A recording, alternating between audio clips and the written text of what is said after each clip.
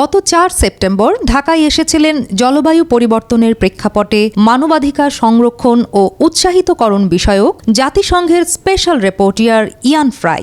১২ দিনের দীর্ঘ সফরে তিনি খুলনা, সিলেট ও ঢাকার বিভিন্ন এলাকা সফর করেছেন। সফর শেষে গত ১৫ সেপ্টেম্বর একান্তে কথা বলেছেন প্রতিদিনের বাংলাদেশের সঙ্গে। জলবায়ু পরিবর্তনের প্রভাব এবং উত্তরণের উপায় সম্পর্কিত নানা বিষয় উঠে এসেছে তার সঙ্গে আলাপচারিতায়। সাক্ষাৎকারটি নিয়েছেন প্রতিদিনের বাংলাদেশের senior reporter Sakhawat Hossain.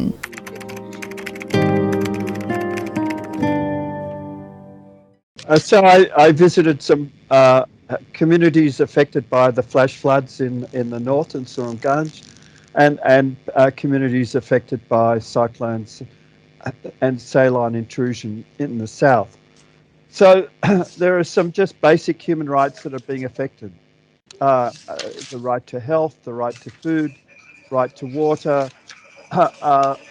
and the right to life. As we know, the peoples were killed in some of these events. These are all the sort of basic rights. A right to sanitation are all some of these impacts.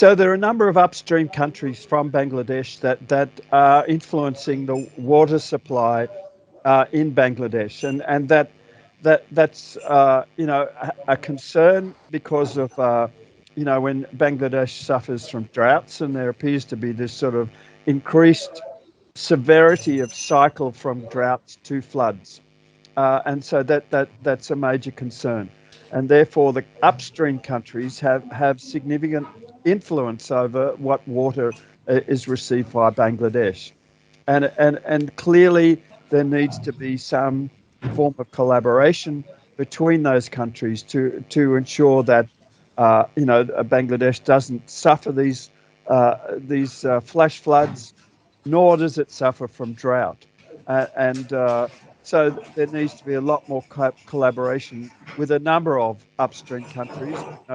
A number have hydro dams upstream, and so this is a serious issue, and so there needs to be some sort of regional collaboration mechanism to address those issues.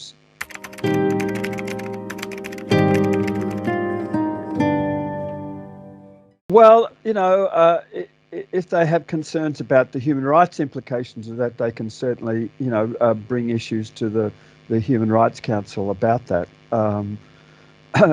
There's no, there's a international watercourse agreement, but it's not a strong agreement, I guess, and this is one of the great challenges globally, I guess, is getting collaboration and watercourses between countries. If you look at the Mekong River, the Nile River, these are all major rivers that are transboundary and create significant challenges for all countries that share that watershed. Particularly, these issues are getting more severe as climate change becomes a problem. So that perhaps this is something that certainly in this region needs to be developed. I'm not fully up to speed with all the regional bodies that could help in creating some sort of a process of collaboration. This is going to be the real challenge of the COP. I'm reporting to the UN General Assembly in October, particularly around the issue of loss and damage, and I'll be making some proposals about a loss and damage fund there, and then I'll be going to the COP, and hopefully, there will be an agenda item on a loss and damage fund being discussed there, and hopefully there'll be recognition of the need to address that. We suffered considerable pushback at the last COP in Glasgow from major developed countries who did not want to have a discussion on loss and damage. I'm feeling a little bit more positive. I think the new Executive Secretary of the Climate Convention is a good appointment, and he comes from a small island state and is very aware of the of of the vulnerability of island countries, and I'm sure he will want to ensure that this is properly considered in the agenda of the COP. And because it's being held in Africa, I know the African countries have a very strong view about this issue of loss and damage. And so I do remain hopeful that there will be some progress on this issue.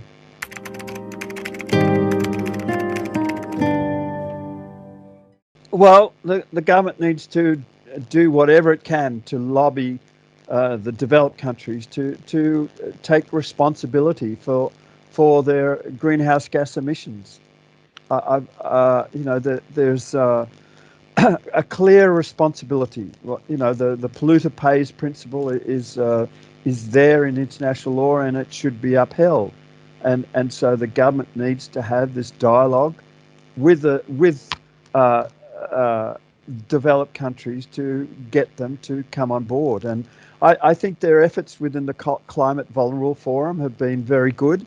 And I think using that sort of group, along with the least developed country group who are meeting to be a combined voice of concern and calling for urgency of action. At the last climate COP, I think Scotland provided some money for loss and damage, but this was only a small amount of money, and there were some other foundations put in some money. But we clearly need a global response, particularly from the G20 countries, to put forward finance for loss and damage. I think Bangladesh sort of led the world as far as a least developed country creating a sort of climate change trust fund, but they shouldn't have to bear the burden of dealing with the impacts of climate change. Bangladesh is not responsible for the greenhouse gas emissions, globally. It's the developed world, and so they need to pay for the costs that they're imposing on the most vulnerable countries.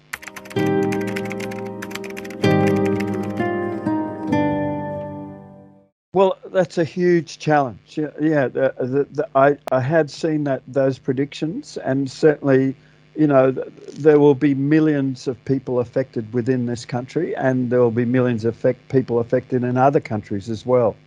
And this is a huge challenge confronting the international community of people being displaced around the world as a consequence of climate change. And so there needs to be an international response to this issue, and clearly a global response to this issue. Inevitably, displacement of people, leads to tensions, and it then becomes a security issue. So, there needs to be a greater awareness of this. I know that the Security Council are looking at this issue of the impacts of climate change and the security risks those impacts have on communities. So, this is the area where we have to have that dialogue, at a very high level, to ensure that there is a proper response to the impacts of climate change.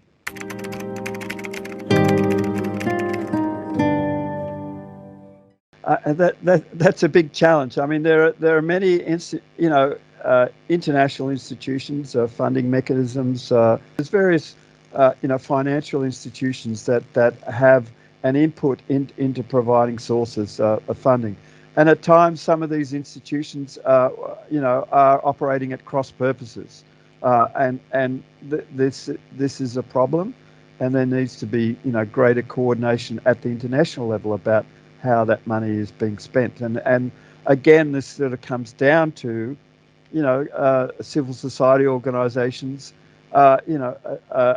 drawing attention to these inconsistencies in funding approaches, and trying to, push for greater coordination. Even if we just look at the Green Climate Fund, there's been a sort of long-going issue with that fund, that you know, the amount of money that was promised to go into that fund, the $100 billion, hasn't been reached, and that's a long time agreement.